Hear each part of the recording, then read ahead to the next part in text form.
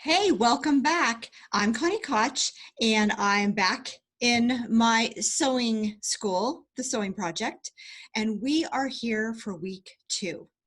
Are you guys all excited? All prepared? Okay, so we're going to focus on the whole entire top portion of our high top sneakers. And this is going to be, I'm not going to say it's going to be a walk in the park. I'll be candid and honest with you.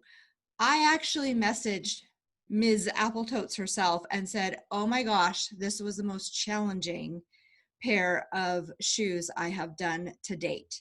But if I can do this and you're willing, you guys are going to be amazed on what you can do. So you will have success. I promise you that. You will literally have success. However, that doesn't mean that we may have a few little things we need to put into the circular recycle bin. My highly recommended suggestion as you find your wings with this sneaker project is do one shoe. Do the left or the right, whichever you choose, full on so you know what you're in for. And if you do mess up and it is unsalvageable, then you just throw one away and not both of them away. Are y'all ready to begin? I sure am. I did say a Teflon foot, and that's this one. This one's completely white. If you're wanting to see when you're edge stitching, just a small little edge like this and then all the way around like this, then this foot may not be for you. What I have in here called a Satin Edge foot, and it's by Creative Feet. I will put that in the link for you. Okay, do you see that? So right here is where I have right at the edge of my applique right there. This little maneuvery thing can twist and twist. So this is actually great for those that do not have a sewing machine with needle positions that you can move way over. Do you see this little bar right there? That you get to move, and that white bar follows right there, and that is where you can place it right at the edge, so you don't even have to move your needle position. That is absolutely crazy and amazing. The other thing about this is why it's so wonderful for your faux leathers is because it's completely clear and it's plastic. It's not a metal foot, so you really can use this in place of a non-clear Teflon foot. I figured I'd get a lot of questions like, what's the foot you're using? So that will be with a link in the description of this video if you want to go check it out. But I love it. So, and you'll get to see it in action. So with that, I didn't put my needle move it positions. I just was able to move this bar. Okay. The other thing is, let's talk needles. Okay, everyone. I didn't talk needles, I don't think, in my gathering up, but a universal is fine. I would highly recommend either an 80-12 or a 90-14. And I put a universal in my machine today. My go-to type of needle is a Microtex sharp needle. I love those needles and I use them all the time. I use them on faux leathers. I use it on cotton. The only thing I don't use it on, obviously, because it's a sharp needle, is my knits. Go for it. I know I cut out the white, but I'm going to do champagne, and I switched it. I'm not doing hot pink. I actually have some really pretty, like, I call it Tiffany blue. Let's begin. I'm doing my locking stitch. I'm going to show you this in real time as I don't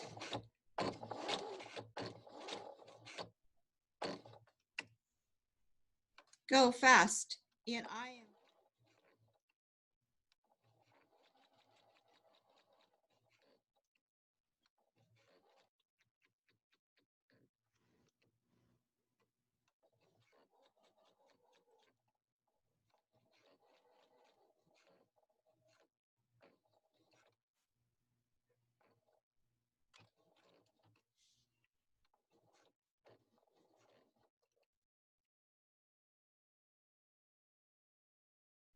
I got extremely close as I was able to with that particular foot I was using, but sometimes it's hard to see even then around my corners. And so I did just went off a smidge, but that's okay. I may go back in carefully and take out just a couple stitches that I see.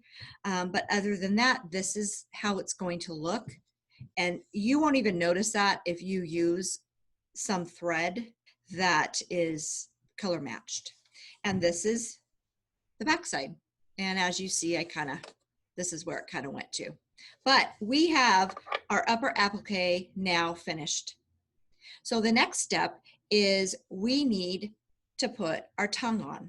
I'm going to get out my pencil and I'm going to mark, this is where I'm coming back out with my template, middle of that, just like so. And I put that on the right side, just right there. Now I could mark this with the template, but it's just easier for me to fold this in half to find the middle and then just mark my middle there. And we are marking that on the wrong side, just like so. So there's my middle. Now we are going to place right side to wrong side with our markings all lined up, just like so. I just switched my foot. I switched it to my 1/4 inch foot as I actually want to sew on my tongue to my upper with the 1/4 inch seam allowance. And I'm going to show you a little trick on to why I will do that. And I did change my thread, changed it so you can see it. And it was just that short little jaunt. So as you see up front, you see this. It does kind of mold in, but you can still see the stitching. Then on the back, it's right here. This is why I had you do it at a 1/4 inch. That means we can take and trim all this out of there, and it will make our life a lot more easier when we go to attach our soles to our upper sneaker. I just didn't want it up at the points where it's harder to get smooth, which is at the toe of your shoe that you're working on and the heel. I'm just going to leave my 1/4 inch foot right there, and we're going to go right into sewing up our back seam. You just fold that in half. You can put a little pin in there if you want, or some of you may have those fun little clips.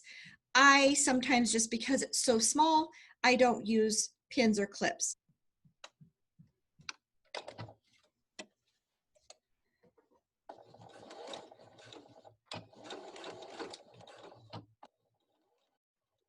I did more of a back stitch with the back seam because I want the strength in it. As you notice, the other ones, I just did a locking stitch. I did not need the strength to that seam, but the back seam, you definitely do. This is where you'll want to get your hot glue gun out, get it all heated up, and just a little bit. You don't squish it out a lot, just a little bit, because we just want that flat.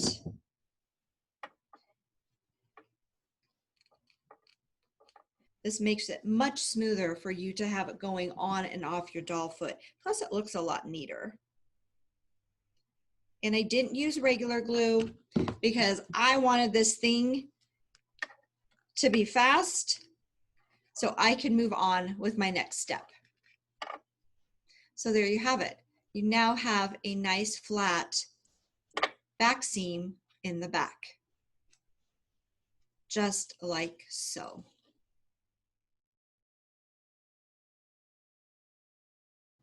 We're moving on to the high backs of our sneaker, and that's these two pieces.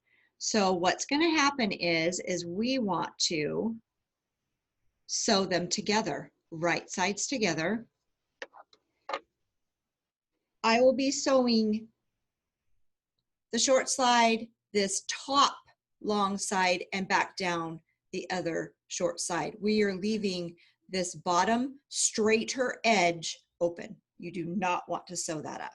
So again, with your 1/4 inch foot, and I still have my construction thread in, which is the one that really pretty much matches your faux leather you've used.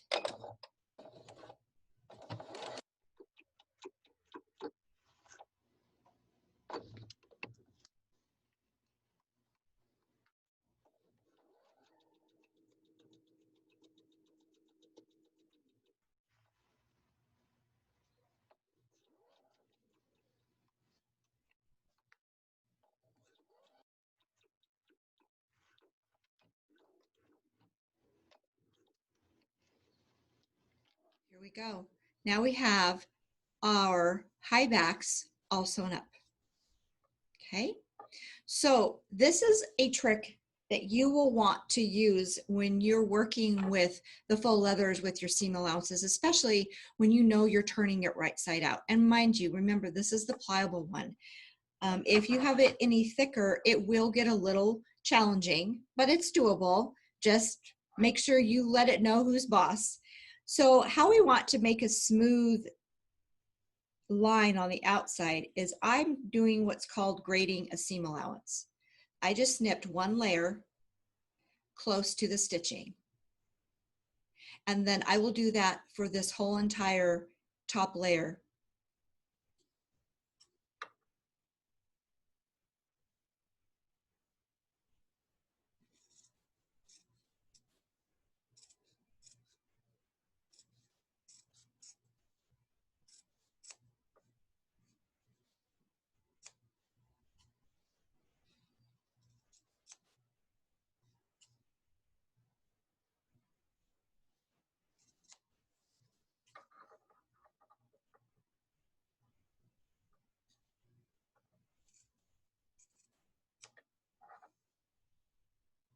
Just like that. Now, I really don't want all that bulk with the second layer, so I will be trimming that as well, but not as close. So you still will have that gradient look to it. And I'm also going to blunt my corners off. That is a must when you have corners. We'll just take a little bit off, just like so.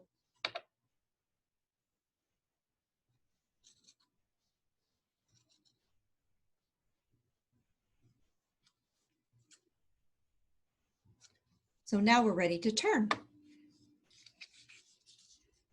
Just be gentle and nice. If you get the wonderful softer leathers for this particular sneaker, you're going to have a little bit easier time. Now, if you notice, I'm rolling my seam allowance. There's no pressing to this.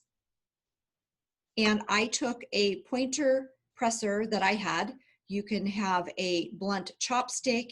You can have something with a smooth edge, something that's more blunt. Please do not take your scissors or a seam ripper for that point to poke out, especially with working with faux leathers. It's different when it's cotton. But I want to show you how nice this is going to look, because that's the corner. We blunted the edge. We also, if you notice, that seam is not as bulky right here, okay, because of what we did. And there's a difference. This is my finger trying to get it out with my finger, and this side is when I use this little fun thing. Once you get both points to your liking, I'm just warming it up with my fingers. It's kind of like a pressing, but not. And I'm just rolling it and pushing it and getting that just to conform how I want it to. Okay, and there we have our high back, but we're not finished. Now we get to stuff it. Here's my batting, and I could have used the pattern piece for it, but I'm just trimming my piece I cut, and I just kind of curved it in the shape of your high back. There's no really rocket science to this. So I'm just taking my pointer presser again and just kind of putting it into those corners. So it's there, pushing it down. So you have it in there. And you want it actually shoved down there, so when you close up this bottom edge, it doesn't get in there. It's just easier for you when you go to sew this piece onto the rest of your upper shoe.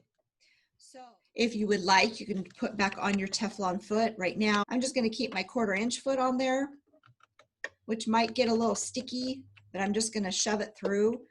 I just want to barely edge stitch this closed. Wants to squirrel away from me. So if you do want to pin this, you totally can. We are almost done with this upper back.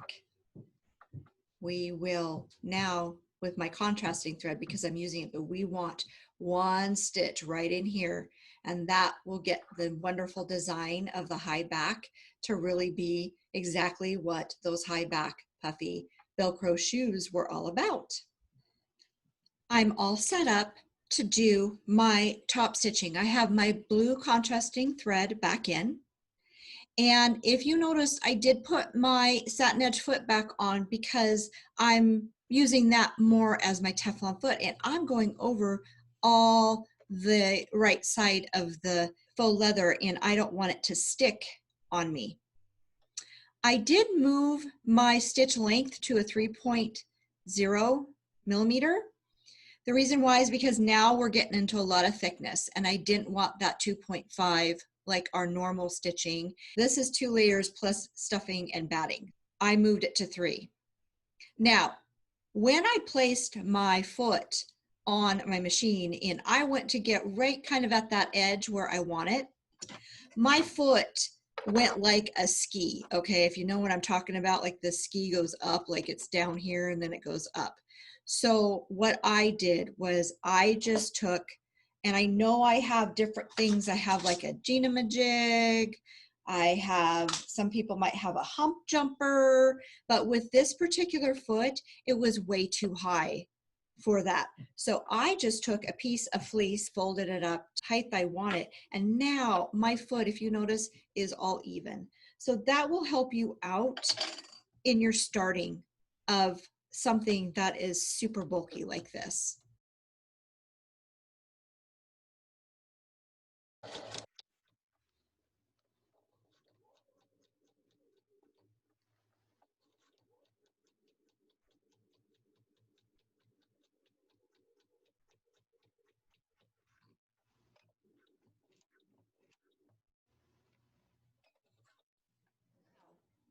I winged it. If you notice, I did not draw a line. I just kind of eyeballed it. And if you're wanting to live on the edge, go for that. If not, you can draw a non-permanent line so you can follow that with your stitching. So now we have our high back all finished. The next step is sewing this onto our shoe. Sometimes my middle with this template, and after you get this all said and done, it's not in the middle anymore. So I will just take this and fold it in half, and I'll just take my little pencil, or you can take a pin and pin that so you have your middle. The middle is where we're going to start to place it on your center back seam, just like so. Now I will place a couple little pins here to sew with. So of course the one got right in the middle. The next one is going to be right at the end. So I place that one right at the end, and then I'm moving that around, and the third one will go right at the other end. don't want to pin it too much. They'll just be in your way. You notice I'm turning this wrong side out now. When this is inside out like this helps me to move this tongue out of the way and actually able to maneuver this a little bit easier from the inside to do my 1/4 inch seam allowance, because that is what we're going to do, is a 1/4 inch seam allowance. So I'm going to put back my 1/4 inch foot, even though it's not ideal. It's just a smaller foot for me to help. All right. So I placed it inside here. Now, mind you, my tongue, I'm holding my tongue back. I'm holding some of the other upper back out of my way. I have pins in here. This is not going to be a real easy part of this whole sew along. So take it very slow. Don't get frustrated. I'm going to try to sew up till every single pin, if not over my pins. I will be doing a back stitch, which is a little more secure than a locking stitch, just because I want those to be secure when they're on. The other thing too is, if you notice, I did put back on my regular construction thread, so it will kind of disappear because it's in the seam.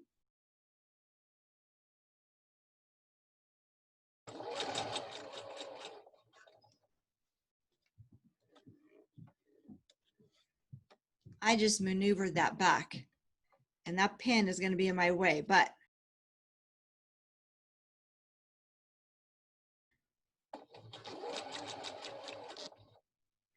now I stopped with my needle down. I'm going to actually take out my first pin.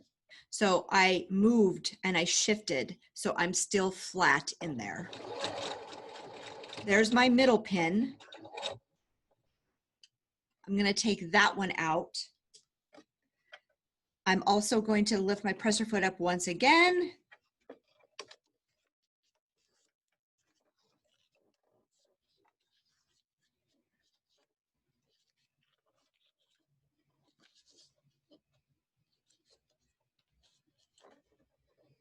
And now you can see I'm on straight, and I can sew all the way down to the end with everything out of the way.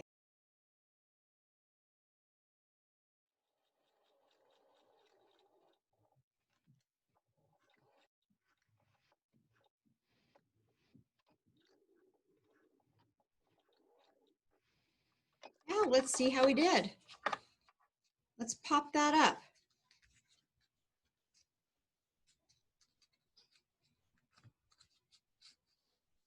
Not too bad.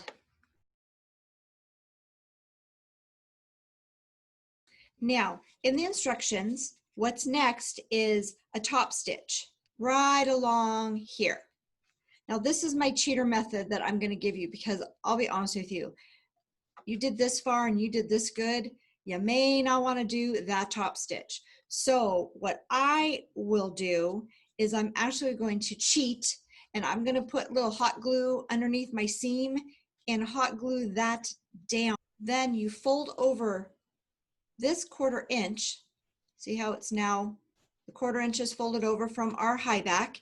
Now you want to fold over that 1/4 inch right there, and you will re-punch that hole. Also put my Fabri-Tac, and I glue that down and make it super, super, super secure. Okay, and I am not going to ruin my shoe right now with the top stitch. And I think once you get this down and secure, and that's what that top stitching would do, is to get this out of the way. That's what that top stitching does, is to get this seam allowance in the back to stay nice and flat.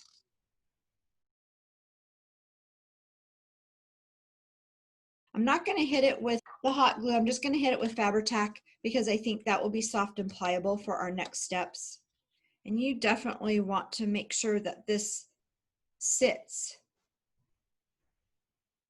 a little bit.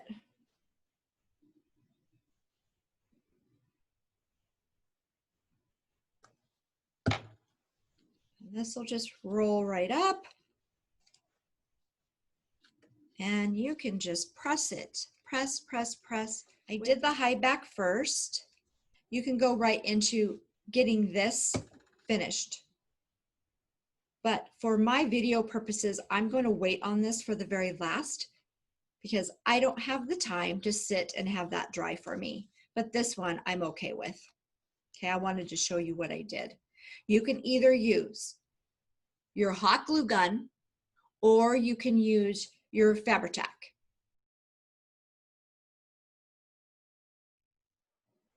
Okay, let's get to assembling our strap for our sneaker with our hook and loop tape.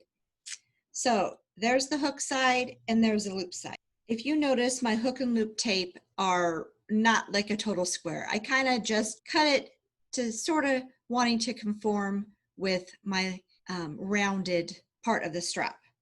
So what's going to happen with this is we will put the hook side.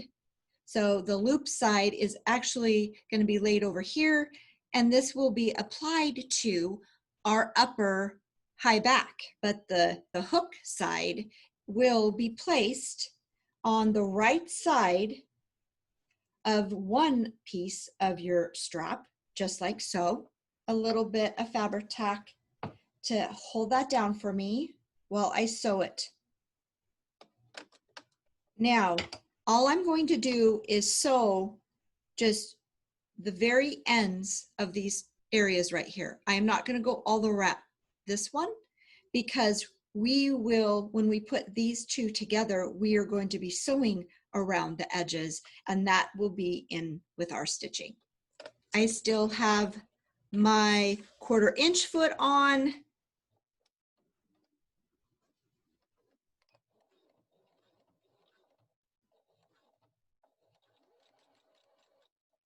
Switch it to the other side.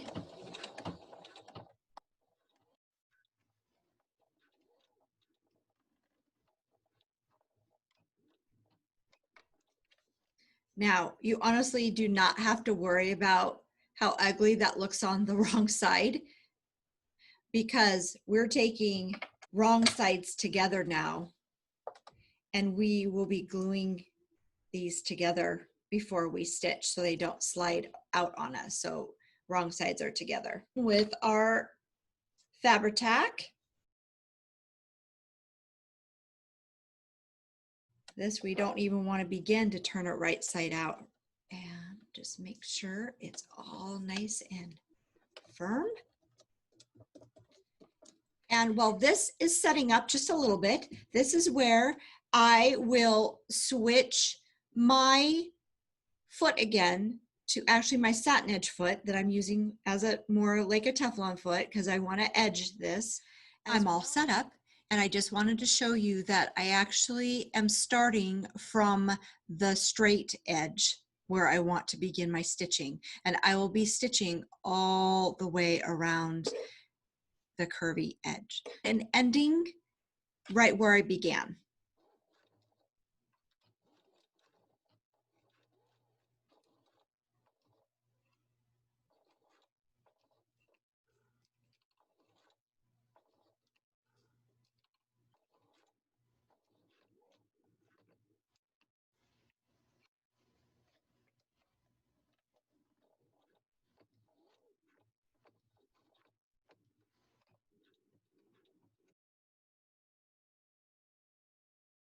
That you need to trim some off because you got a little bit wider here and a little bit skinnier there, then this is the time that you get to do that, just like so.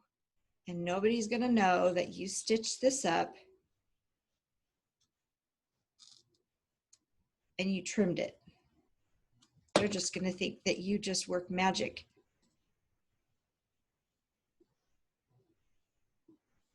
I'll be going back around my corner to smooth out that edge, but here we go.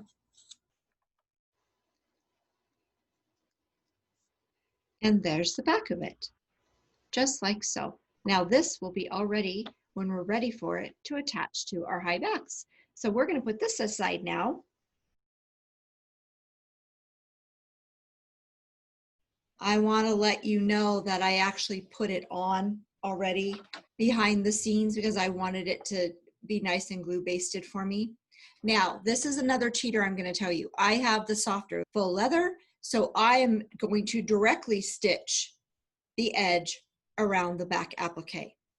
If you have thicker than this, no, it's just going to be a pain in your backside to try to maneuver all this and squish all this out of the way.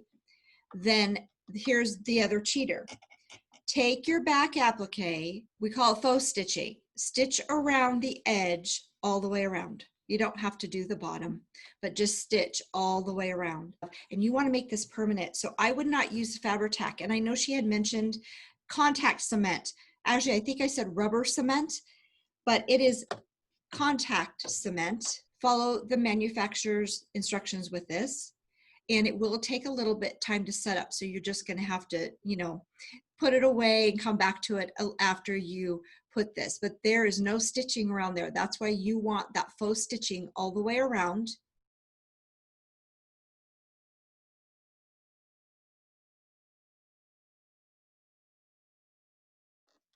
So again, if you see, I am just smushing all that. I know my fingers will probably be in the way, and I apologize for that in advance. I'm going to try to show you how you're going to do that. And that's why having the clear foot or some type of something that you can make sure you see your needle if you have to eyeball it with will tremendously help.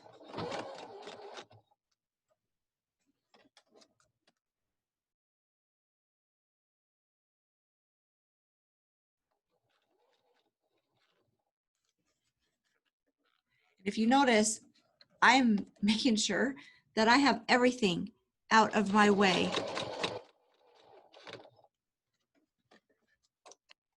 before I go on to the next.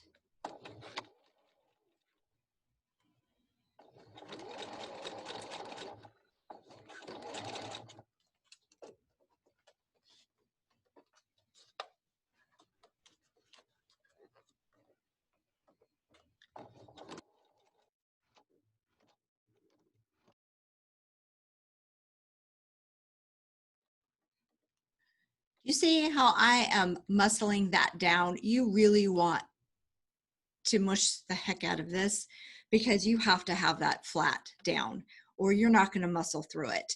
As well as make sure every time you pivot that when you put your presser foot up, it's easy to not put your presser foot down. A huge, big, crazy mess underneath. So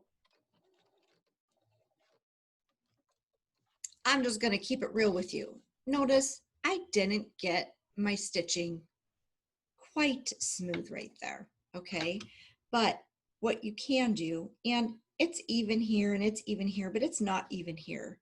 So what you can do is gently, carefully, if you have a good hand, you, just like we did our strap, you can just trim that layer around to meet the other one. And it doesn't look as offset or bad when you do that. Okay, so now we have our back applique on. Now the other thing that's left to do for the upper is sew on our loop side of Velcro onto our high backs. And I, off camera again, glue basted that. Your strap will hook on the outside of the foot. My shoe is a left shoe, so I am attaching the loop side of the hook and loop tape to my left side. And the strap will be attached on the right. So it will. For this side, putting the loop tape onto the high back, I switched threads because I didn't want the blue, and I did switch it back to my 1/4 inch foot, and it looks like it's skiing a little bit. So this is where I'm going to just put my little Gina-majig in there. If you don't have it, then you saw the technique I used when I used the Satin Edge foot.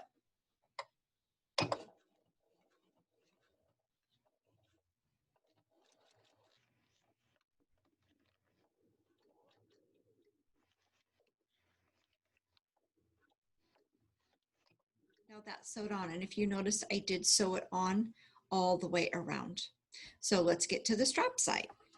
And this is where you want to have the hook tape facing downward, and you're just going to utilize your stitching. You can glue base this as well. So I think I'm going to do that. And while that's gluing, I will be switching my threads. I have that strap glue basted on. And now what I'm going to be sewing is I'm going to try to re-sew on the same stitching as I have. So here, here, and here, but I'm not going to go all the way out to this edge. I'll be sewing like right here, like a small little box.